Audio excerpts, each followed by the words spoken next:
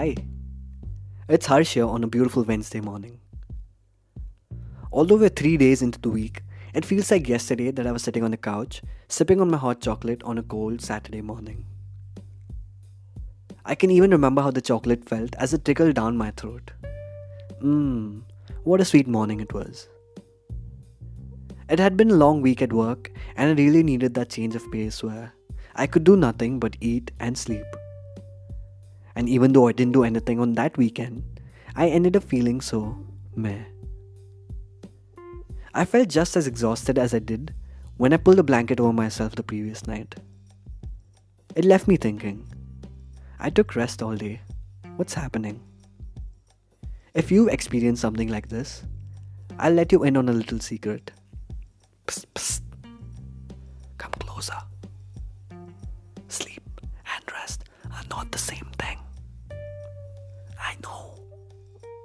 Many of us incorrectly confuse the two as the same freaking thing.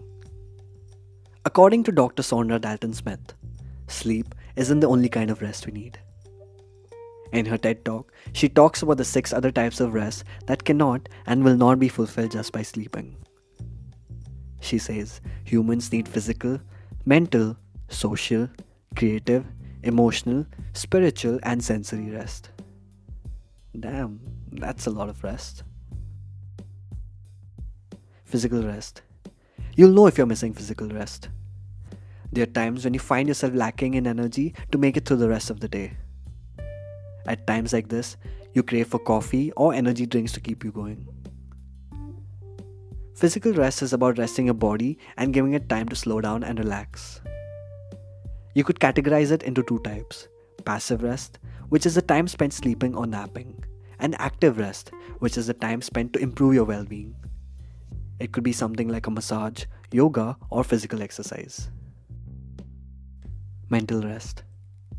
If you're missing mental rest, you feel distracted, overwhelmed, and out of focus. You may feel like you have a brain fog or like every task takes twice as much effort to complete. Like the time when you took 20 minutes to send an awkward email and they didn't even reply.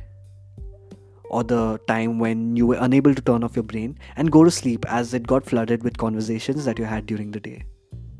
Mental rest is about giving your brain a break and disconnecting from all the cognitive demands. Like taking a brisk walk when too much is expected out of your brain, or meditating, or journaling your last few thoughts before sleeping are good ways of improving your mental stamina. Sensory rest. In a world as digitally advanced as ours, we are constantly overloading our sensory organs with information.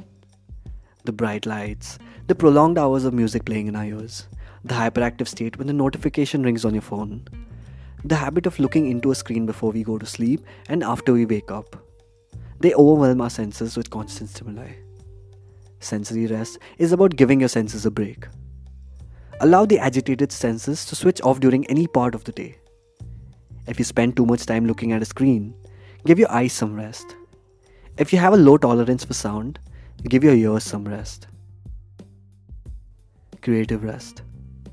If you've ever felt like your creative juices have stopped flowing and you're out of good ideas, it's because you're creatively drained. You feel extremely uninspired and pushing through doesn't always work. Those times when your boss expects you to brainstorm solutions and come up with unique ideas, or the times when you have to plan your best friend's birthday party. When you need creative rest, going outdoors without using your phone will help refill your creative cup. Visit that museum you've never visited even though it's only 15 minutes away from your house. Or just do something fun without planning to share it with others. It will remove the pressure to constantly create something innovative.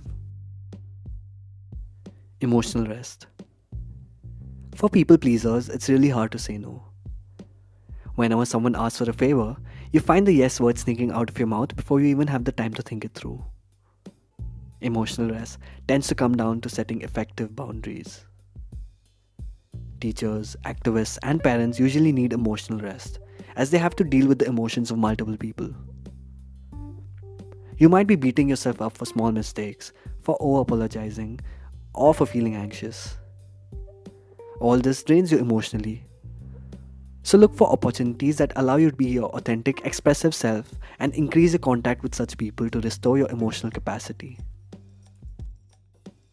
Social rest. Socializing can be exhausting.